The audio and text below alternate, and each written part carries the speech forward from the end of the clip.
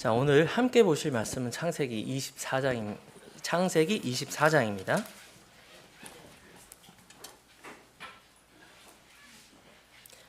자, 51절부터 60절 말씀 함께 보시도록 하겠습니다. 네.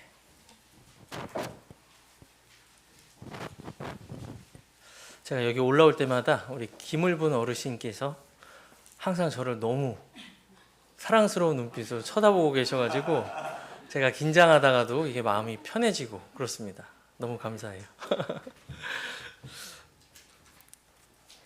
51장부터 60절까지입니다. 다 찾으셨으면은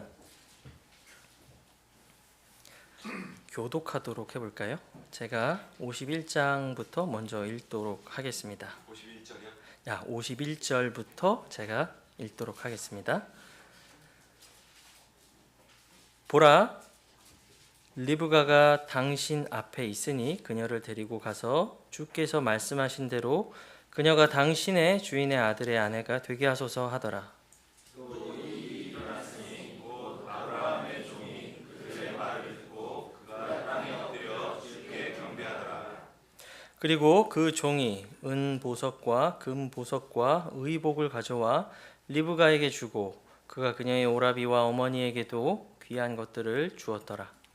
이에 그들 곧 그 종과 그와 함께한 사람들이 먹고 마시며 온 밤을 지내고 아침에 일어나서 그가 이르되 나에게 주인에게로 보내주소서 하더라. 이에 그녀의 오라비와 어머니가 이르되 소녀가 며칠을 적어도 열흘을 우리와 함께 있게 하고 그 후에 그녀가 갈 것이니이다 하더라.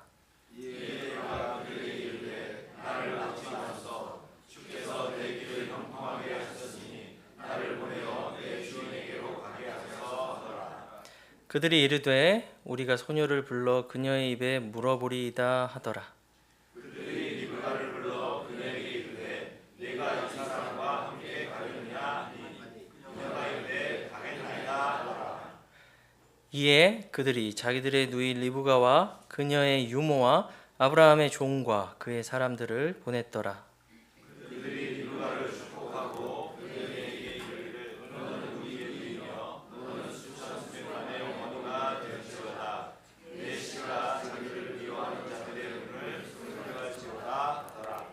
아멘. 기도하겠습니다. 사랑이 많으신 아버지 하나님, 감사와 찬양을 주님께 올려드립니다. 오늘 이 자리에 구원받은 모든 백성들 하나님의 집에 함께 모여 주님의 크신 이름을 찬양하고 또한 하나님의 말씀이 선포되는 이 시간에 주님의 말씀을 들으려고 이 자리에 모였습니다. 주님, 선포되는 모든 말씀이 너무나도 귀합니다.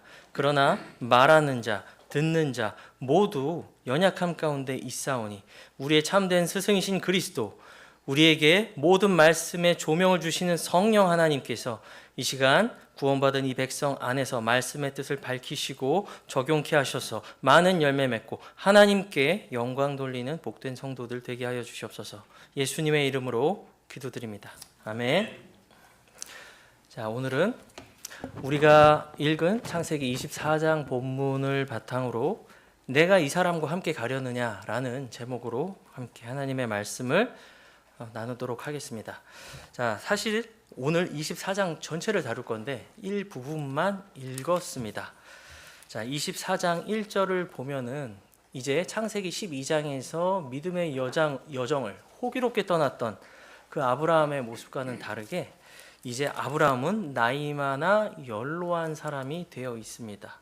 창세기 12장에서 시작된 믿음의 여정은 24장에서 이제 주름이 패인 아브라함의 모습을 비춰주면서 이제 절정을 향해 가고 있죠.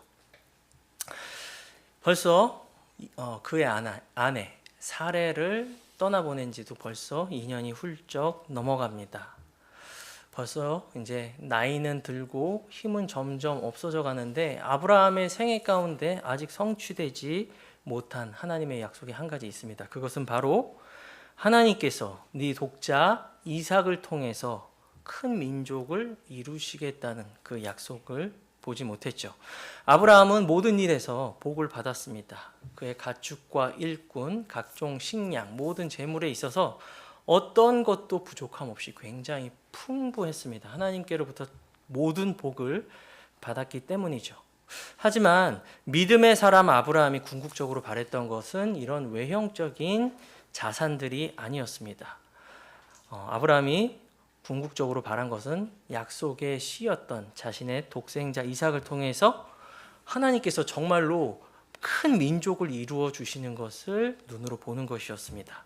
그래서 아브라함은 이제 나이 40이 다 되어 감에도 결혼하지 못하고 있는 이제 아들 이삭을 결혼시키기 위해서 자기 종 엘리에셀을 자기의 고향 메소포타미아 지역으로 보냈습니다. 자, 우리는 여기서 족장 아브라함 이삭의 역사적 생애를 살펴보기 이전에 성령님께서 이 성경을 기록한 더 넓은 의미를 우리가 한번 살펴봐야 됩니다. 그것은 우리에게 한 가지의 신비이기도 합니다. 자, 여기에서 등장하는 아브라함, 이삭, 엘리에셀이 나옵니다. 이 세 인물은 단순히 주전 2000년경에 살았던 어떤 그런 옛날 고대 사람들이 아니라 성삼위일체 하나님을 예표해주고 보여주는 하나의 신비적인 그림으로 창세기 24장에 등장합니다. 아브라함은 성부 하나님을 예표합니다. 그리고 독자 이삭은 말 그대로 독생자 예수 그리스도를 예표하고 모형으로 주어진 인물이고요. 그리고 엘리에셀은 성령 하나님을 예표하는 그림으로 보여지고 있습니다. 이 세 사람이 비록 사람이지만 예언적으로는 성삼위일체 하나님이라는 것을 그림으로 보여주고 있다는 것이죠. 그리고 더 나아가서는 이 성삼위일체 하나님의 구원 사역인 그 모든 그리스도의 희생을 통한 구속, 그리고 믿는 자에게 주어지는 성령님의 선물, 그리고 종말론적으로는 영원한 교회와 그리스도의 연합에 대해서 아름다운 그림의 모습으로 보여주고 있다는 것입니다. 우리가 그저 단순히 아브라함의 재미있는 이야기로만 보면 안 되고 그 이면에 성령님이 이 본문을 기록하시는 의도들을 우리가 기억해야 된다는 것입니다. 아브라함은 종에게 내 아들을 위해 내 고향 땅에 가서 아내를 구해와라 라고 엘리에셀에게 명령하죠. 이 모습은 성부 하나님께서 성령 하나님을 이 세상에 보내시는 그 사역을 예표하고 있습니다. 오늘 우리는 24장을 읽었죠. 하지만 이미 독자 이삭은 창세기 22장에서 그리스도께서 죽으신 골고다 언척 인근 모리아산에서 죽음으로부터 구출받았습니다. 예비된 어린 양이 독자 이삭의 죽음을 대신했습니다. 히브리서 11장 19절을 보면 이삭이 죽은 자들로부터 부활한 사람으로서 모형으로 주어졌다라고 말하고 있습니다. 그래서 아브라함의 독생자 이삭은 하나님의 독생자 예수 그리스도를 예표합니다. 오늘 우리가 24장 본문을 읽었는데요. 24장에 이르러서 이삭은 그저 단순히 장가가지 못한 노총각이 아닙니다. 오랜 시간 동안 끊임없이 자신의 신부인 리브가를 기다리는 그리스도의 예표로서 오늘 24장에서 제시된다는 것이죠. 이때 신부를 구하기 위해 아브라함으로부터 보냄을 받은 종의 이름은 창세기 15장 2절에서 엘리에셀이라고 불립니다. 하지만 오늘 본문 그 어디를 찾아봐도 이 종의 이름인 엘리에셀이라는 그 이름은 어디서도 등장하지 않습니다. 그냥 종, 그냥 그 사람 정도로만 표현됩니다. 이것은 우리가 엘리에셀을 성령님의 모형으로 간주하는 여러 가지 이유 중에 하나가 됩니다. 여러분, 성령님이 자신을 드러내시나요? 자신을 전면에 드러내시고 자신의 이름을 영화롭게 하시나요? 자, 우리는 그렇지 않다는 것을 요한 복음서를 통해서 알 수 있습니다. 성령님은 그리스도를 전면에 내세웁니다. 그리스도의 말씀을 증거하십니다. 그리고 그리스도를 영화롭게 하시죠. 이 종은 이름이 분명 있지만 보내심을 받은 자로서 자기 자신을 철저히 감추고, 이삭이 없었다면 아브라함의 모든 재산을 상속받을 수 있었음에도 불구하고 욕심이나 어떤 그런 재산을 탐하지 않고 철저히 보냄을 받은 자로서의 소임을 다하는 모습을 우리는 창세기 24장 전반에 걸쳐서 볼 수 있습니다. 참으로 성령님의 사역을 보여주는 완벽한 모형이라고 볼 수가 있겠죠. 엘리에셀은 이삭의 신부를 찾기 위해 아브라함의 보냄을 받았습니다. 그는 교회를 예표하는 신부 리브가를 이삭에게로 데려오죠. 성령님은 우리를 그리스도 앞에 최종적으로 흠없고 온전하게 제시하기 위해서 우리의 이 땅의 육신적인 생애에서도 필요한 영적인 능력과 자원들을 지속적으로 공급해 주십니다. 만약에 우리가 진심으로 이것을 믿고 우리에게 주어진 은혜의 수단들을 부지런히 사용하기만 한다면 말이죠. 자, 엘리에셀은 리브가를 떠나지 않고 끊임없이 그녀 옆에 붙어서 지켜주고 준비시키고 신부로서 단장시키며 결국은 이삭에게로 데려갑니다. 마찬가지로 성령님께서도 우리 안에 영원토록 내주하시면서 우리가 그리스도 앞에 영화로운 몸으로 설 때까지 우리를 준비시켜 주시는 분, 그분이 바로 제3위 성령 하나님이십니다. 자, 놀랍게도 제가 지금까지 언급해 드린 것은 겨우 창세기 24장까지라는 것입니다. 저는 신약 성경 중 그 어떤 것도 인용하지 않았습니다. 하지만 창세기 24장까지만 말씀드렸음에도 불구하고 창조의 시작부터 구속의 완성까지의 모든 그림을 한 화폭에 아름답게 그려서 독자들에게 제시해주고 있죠. 자, 여러분, 한 주 동안 분주하고 너무나 바쁘고 힘드셨죠. 자, 그런 생활을 하시면서 우리의 마음의 평안과 기쁨, 또 그리스도와의 친밀한 관계, 여러 가지가 소원해지고 멀어지고 혼탁해질 수도 있을 것 같습니다. 세상을 보고 사람을 보면 한숨과 낭만뿐이죠. 실망뿐입니다. 하지만 우리가 오늘 이렇게 지역교회 멤버들로서 함께 하나님의 집에 모여서 말씀을 펴고 이렇게 놀라운 하나님의 말씀을 확인하면은 어떻습니까? 우리 마음은 경이로움으로 넘치고 우리 입술에서는 경탄이 나옵니다. 자, 누가 이런 것들을 인위적으로 후대에 편집해서 만들 수 있습니까? 그렇지 않나요? 수천 년을 넘나드는 이 예언과 성취의 이 조화를 누가 조작해서 소설처럼 만들 수 있단 말입니까? 참으로 본성에 속한 사람들은 모든 영적인 일에 무지하게 마련입니다. 자, 드디어 보냄받은 종이 리브가와 만나게 됩니다. 이 엘리에셀은 그 당시 약 800km 이상의 험난한 여정을 거쳐서 마침내 나홀의 도시에 도착하게 되죠. 그리고 드디어 이삭의 아내 될 사람인 리브가를 맞이하게 됩니다. 종은 이 모든 여행에 있어서 하나님께서 강력히 개입하시고 그분의 뜻만이 이루어지기를 바라면서 24장 12절에서 이렇게 기도합니다. 오 내 주인 아브라함의 주 하나님이여, 원하오니 이날 내게 일이 잘 되게 하사 내 주인 아브라함에게 친절을 베푸시옵소서라고 기도합니다. 하나님께서는 이 기도를 들으셨고 응답으로 역사하셔서 순적함 가운데 자기 주인의 아들인 아내 될 사람 리브가를 만나게 됩니다. 자, 이러한 하나님의 섭리적인 역사하심 가운데 이러한 엘리에셀의 간증은 리브가의 마음을 크게 흔들어 놓죠.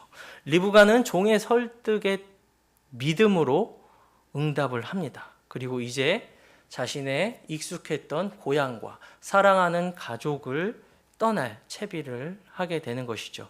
그녀는 단호하게 58절에서 이렇게 말합니다.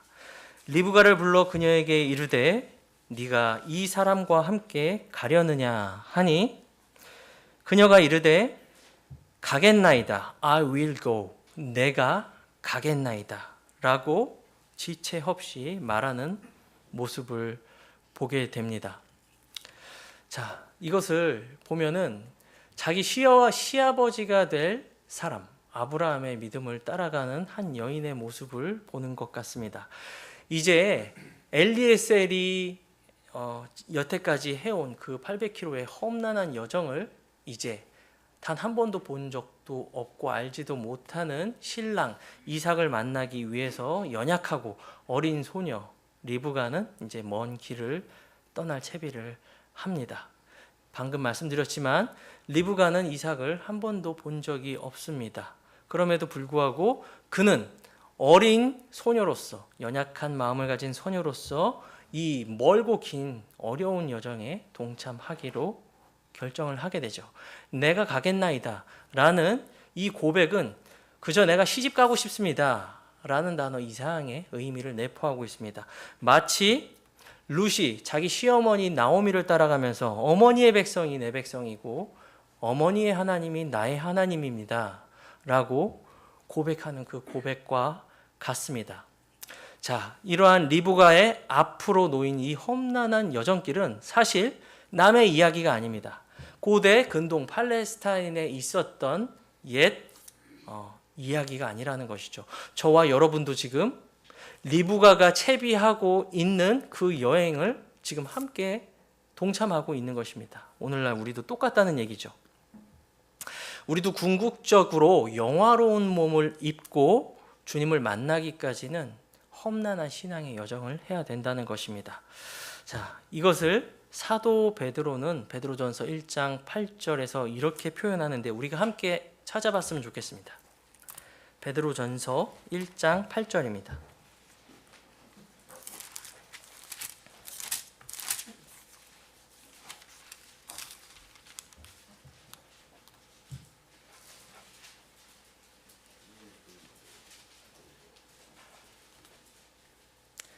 자, 제가 읽어드릴게요.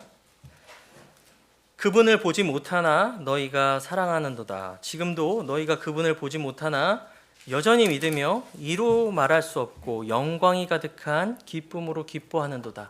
리브가가 자기 신랑 될 사람의 얼굴을 본 적도 없이 그 결혼을 위한 그 먼 여정을 떠나는 것처럼 저와 여러분 중에 누구도 주님의 얼굴을 실제로 본 사람이 우리 가운데 아무도 없습니다. 자, 그럼에도 불구하고 우리는 보지 못하지만 여전히 믿으며 영광스러운 기쁨으로 그분을 사랑하며 기뻐하고 있습니다. 왜 그렇습니까? 9절에 그 답이 나와 있습니다. 자, 이것은 함께 읽겠습니다. 시작. 이는 너희가 믿음의 결말 곧 너희 혼의 구원을 받았기 때문이다 라고 말씀하고 있습니다. 우리는 구원받을 때 오직 믿음을 통해 은혜로 구원을 받습니다. 그리고 하나님께서는 선물로 진리의 영을 우리 가운데 보내주시고 아바, 아버지라 부르짖게 하시죠. 우리는 주님을 본 적은 없지만 우리 안에 계신 성령님과 그분의 말씀을 증거로서 눈에 보이는 것보다 더 큰 증거로서 그리스도를 기뻐할 수 있습니다. 이것은 성경과 교회 역사 가운데 있었던 모든 믿음의 선진들에게 있어서 너무나도 큰 증거가 되는 것이죠.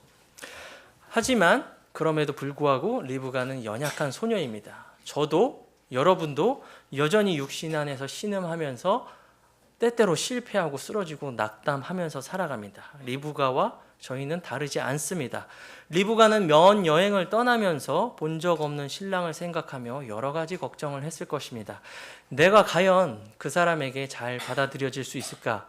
내가 그 집안과 화합해서 잘 살아갈 수 있을까?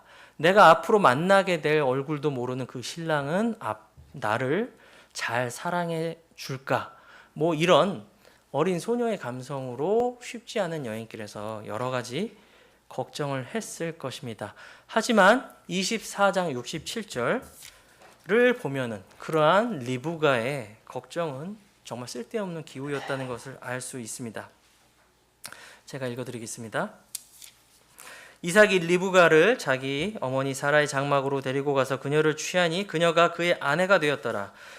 그가 그녀를 사랑하였으며 이삭이 자기 어머니의 죽음 이후에 위로를 받았더라 라고 말씀을 하고 있죠. 자, 여기서 이삭은 슬퍼하는 사람이었고 질고에 익숙한 사람인 그리스도의 예표로서 다시 한번 등장합니다. 자, 이런 그리스도를 예표하는 이삭은 먼 길을 여행해서 온 여린 소녀 리브가를 천대하지 않았습니다. 내가 지금 나이 40이 다 되어 가는데 왜 이렇게 오는데 느리게 오냐, 이렇게 말하지 않았다는 것입니다. 자, 질고를 아는 사람, 슬픔을 아는 사람 이삭은 힘들게 온 리브가의 모든 사정을 알고 있죠. 따뜻하게 그녀를 맞아주었습니다. 그리스도께서는 아브라함의 씨의 모습으로 오셔서 죄 그 자체가 되셨습니다. 저와 여러분의 모든 죄들을 다 자기에게로 가져오셔서 모든 수치와 수욕과 십자가의 고난을 견디셨습니다. 그렇기 때문에 모든 일에서 우리를 긍휼히 여기시는 제사장으로서 지금도 우리를 위해 중보하실 수 있는 것입니다. 자, 리브가는 받아들여졌습니다. 우리도 동일한 걱정을 할 때가 있죠. 나 같은 사람이 주님 앞에 받아들여질 수 있을까? 라는 생각이 구원의 확신이 가득 찬 사람일지라도 들 수 있습니다. 그러나 여러분, 믿고 분명한 믿음으로 여행을 결단한 리브가의 결말이 그러했다면 그 결말이 저와 여러분에게도 동일할 것은 저희가 의심할 수 없다는 것이죠. 그 길이 극악의 치안, 그리고 너무 심한 기후의 열악함, 그 모든 것에도 불구하고 하나님께서는 우리의 그러한 모든 삶에도 불구하고 자신의 백성들을 따스하게 종국적으로 맞아주신다는 것이죠. 요한복음 6장 37절은 말씀하고 있습니다. 아버지께서 내게 주시는 자는 다 내게로 올 것이요 내게 오는 자를 내가 결코 내어 쫓지 않겠다라고 말씀하고 있습니다. 우리는 리브가처럼 믿음의 결단을 요구받고 있습니다. 왜냐하면 리브가는 우리의 예표이기 때문입니다. 여러분은 어떠한 믿음의 결단을 받고 있습니까? 리브가는 이제 떠나야 된다는 믿음의 결단을 요구받고 있습니다.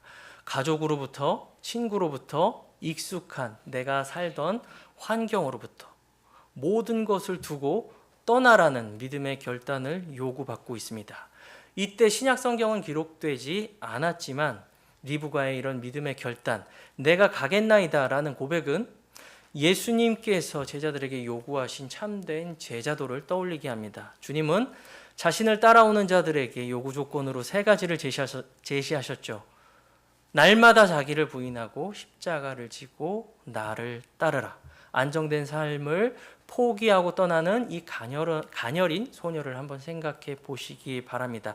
이 소녀의 믿음의 결단은 이러한 주님의 말씀에 순종하는 것을 예표적으로 보여주고 있다는 것입니다. 그리고 리브가는 즉각적으로 순종합니다. 10일이든지 20일이든지 일정 기간 동안 석별의 정을 나누게 해달라고 요청하지 않았습니다.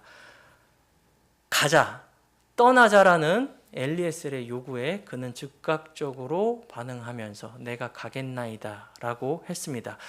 예수님께서 세베대의 아들들에게 나를 따르라 라고 말씀하셨을 때 어떻게 했습니까? 제자들은 모든 그물들을 버려두고 심지어 자기 아버지조차 배 안에 남겨두고 주님을 따라갔습니다.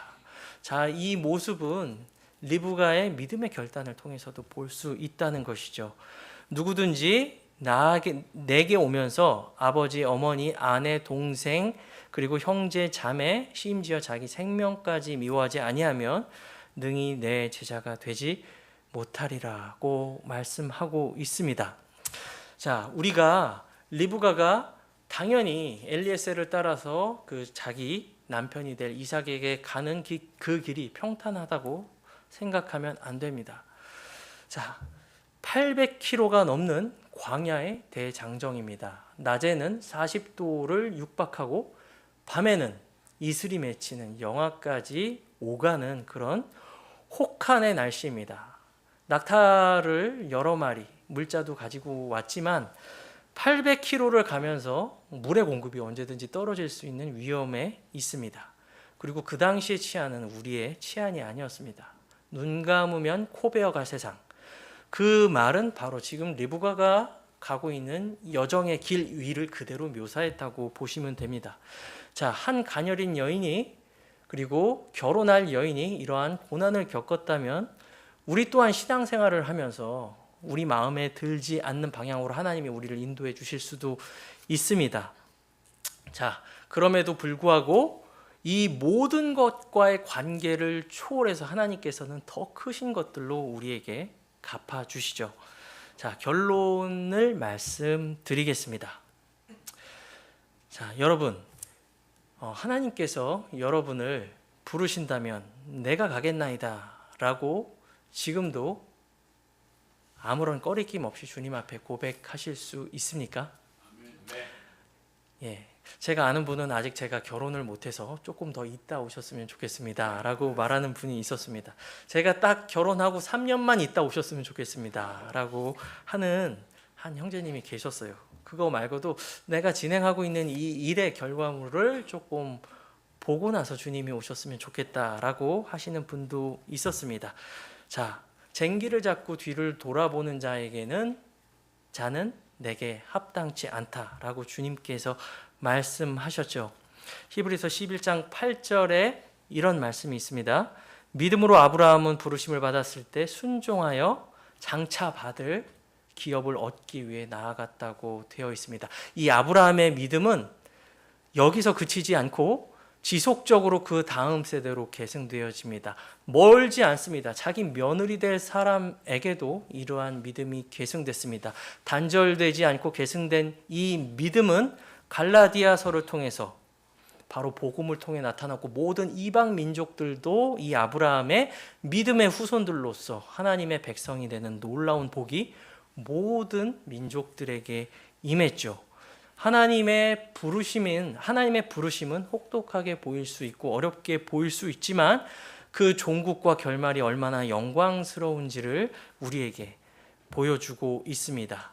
요약해서 다시 말씀드리면 하나님의 부르심은 헌신과 결단을 요구합니다. 하나님께서 나를 따르라 내지는 여러분 각자에게 무엇인가 명령하겠을 했을 때 우리는 리브가처럼 내가 가겠나이다.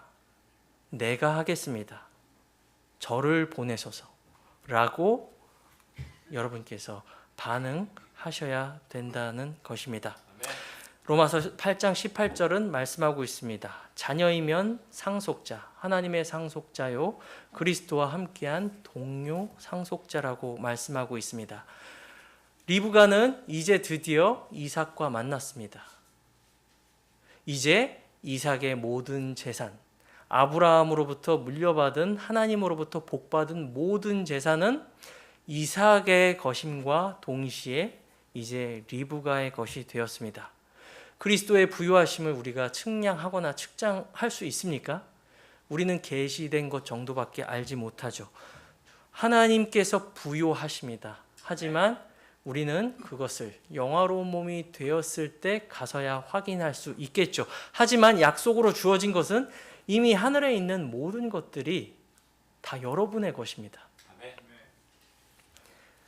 지금 현재 우리가 잠시 겪는 환난의 어려움이 장차 우리가 얻을 영광과 좋게 비교할 수 없다라고 성경은 말씀하고 있다는 것입니다.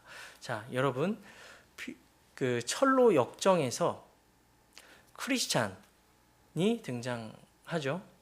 그는 이 세상의 많은 유혹과 어려움에도 불구하고 저 천성문, 밝게 빛나는 천성문을 향해서 자기 귀를 막고 눈을 감고 좁은 문을 달려가며 이렇게 외칩니다. 생명, 생명, 영원한 생명. 자, 이것은 리브가가 걸었던 길이기도 하고 모든 교회사의 믿음의 선진들이 걸었던 길입니다. 우리는 이 영적인 지혜표를 옮기면 안 되겠죠.